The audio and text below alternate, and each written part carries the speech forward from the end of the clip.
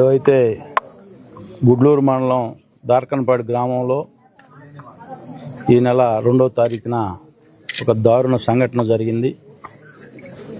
వాళ్ళిద్దరూ కూడా ఎవరైతే మన తిరుమల శెట్టి లక్ష్మీనాయుడు అలాగే ఎవరైతే యాక్సిడెంట్ చేశాడో వాడు ప్రసాద్ అనే యువకుడిద్దరూ కలిసిమెలిసి తిరుగుతా వాళ్ళిద్దరూ బ్రదర్స్ లాగా కంటిన్యూషన్ ప్రాసెస్లో చిన్న చిన్న మనస్పర్ధలు వాడు వాంటెల్లీగా వీళ్ళని తుదిముట్టించాలని ఒక ఆలోచనలో భాగంగానే ఒక కారు ఏదైతే మన ఫార్చునర్ కారు ఆ ముగ్గురు యువకులు లక్ష్మీనాయుడు భార్గవ్ పవనం దార్కంపాడు గ్రామం నుంచి గుడ్లూరు ప్రయాణిస్తూ ఉంటే ఎదురుగా వచ్చి వాంటెల్లీగా ఢీకొట్టి తర్వాత వాళ్ళు మళ్ళా దాన్ని కంప్లీట్గా వాళ్ళు చనిపోయిందాక ఆ కారుని ముందుకి వెనక్కి నడిపించి అంటే యాక్సిడెంటల్ డెత్ చేశాడు.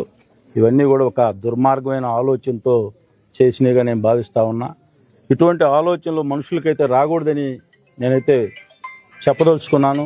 ఈ గ్రామంలో కంప్లీట్గా వ్యవసాయ కుటుంబాలు ఇటువంటి నేర చరిత్ర అనేది పల్లెటూర్లకి ఇటువంటి ఆలోచనలు ఉండేవాళ్ళు పల్లెటూరులో ఉండడం కూడా దురదృష్టకరం అని చెప్పి నేను భావిస్తాను. ఎందుకంటే ఏదన్నా ఉంటే ఒక నష్టం జరిగితే జరగొచ్చేమో, జరిగితే గ్రామంలో అనేక మంది ఉన్నారు కూర్చొని మాట్లాడుకోవాల్సిన పరిస్థితి ఉంటుందే కానీ డైరెక్ట్గా యాక్సిడెంట్ చేసి మనిషిని చంపాలనే ఆలోచన మనుషుల్లో రావడం ఇది ఒక దుర్మార్గమైన ఆలోచన. దీన్ని ఎవరు కూడా సపోర్ట్ చేసే పరిస్థితి లేదు. ఏదైతే యాక్సిడెంట్ అయిన రోజే నేను పోలీసు వాళ్ళకి కూడా అధికారులకు కూడా చెప్పడం జరిగింది. న్యాయం ఏ విధంగా ఉంటుందో శిక్షకి ఎటువంటి సెక్షన్లు వర్తిస్తాయో వాటిని మీరు తూచా తప్పకుండా ఎవరు చెప్పినా కూడా వినొద్దు, వాళ్ళకి న్యాయం చేయాలని చెప్పి ఆ రోజే చెప్పాను. ఎస్పీ గారితో మాట్లాడాను, ఐజీ గారితో కూడా మాట్లాడాను. స్వయంగా ఐజీ గారే ఈ కేసును పరిశీలించాడు. అంటే మేము కూడా ఎక్కడ కూడా ఈ కమ్యూనిటీలో జరిగిందని చెప్పి ఆలోచనలు కూడా రాకూడదు అని చెప్పి నేను క్లియర్గా కూడా ఎస్పీ గారికి డిఎస్పీ గారికి కూడా చెప్పాను. వాళ్ళు కూడా పోలీసు అధికారులు ఏ విధంగా జరిగిందనేది ఒక 3-4 రోజుల ఇంటరాగేషన్లో పూర్తిగా నివేదిక తీసుకొని దాన్ని మర్డర్ కేసుగా కట్టడం కూడా జరిగింది. మీరు అందరూ కూడా చూశారు. దీన్ని మళ్ళా మనం కూడా రాజకీయ కోణంలో చూడాల్సిన ఈ గ్రామంలో కాపు సోదరులు ఎప్పుడు కూడా తెలుగుదేశం పార్టీకి సపోర్ట్గా ఉంటారు. ఇటువంటి సంఘటనలు జరగడం చాలా బాధాకరం. దీని రాజకీయం నేనైతే చేయదలుచుకోలేదు.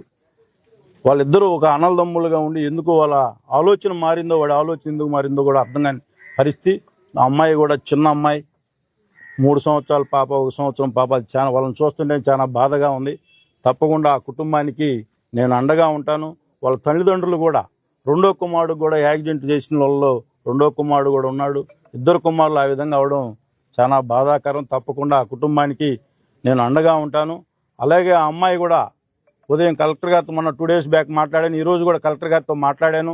తప్పకుండా ఆ అమ్మాయికి కూడా అవుట్సోర్సింగ్ జాబ్ ఇస్తానని చెప్పి హామీ కూడా ఇచ్చాడు. తప్పకుండా ఆ అమ్మాయికి కూడా కొద్ది రోజుల్లోనే ఆ జాబ్ ఇప్పించే బాధ్యత నేనే తీసుకుంటానని చెప్పి ఈ సందర్భంగా హామీ ఇస్తూ తప్పకుండా ఇటువంటి పల్లెటూరులో ఇటువంటి రౌడీ ఆలోచనలు అంటే దుర్మార్గమైన ఆలోచనలు ఎవరికి కూడా రాకూడదు. తప్పకుండా తగిన కఠిన శిక్ష వాళ్ళకి విధిస్తారని చెప్పి నేను భావిస్తా ఉన్నా. తప్పకుండా మరలా ఇటువంటి ఆలోచన ఇంకొకటికి రాకుండా ఉండే విధంగా పోలీసు అధికారులు కూడా ప్రవర్తించారు. తప్పకుండా దానికి వాళ్ళు కూడా కమిట్మెంట్తో పనిచేశారు.